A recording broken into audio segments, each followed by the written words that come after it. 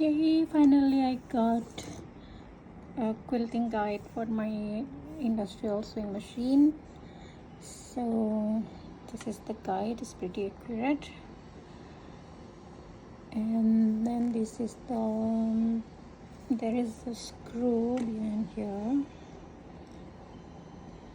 to loosen it, to tighten it. And then this thing goes here.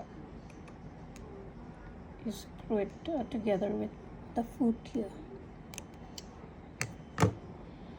So let's put it to work and see.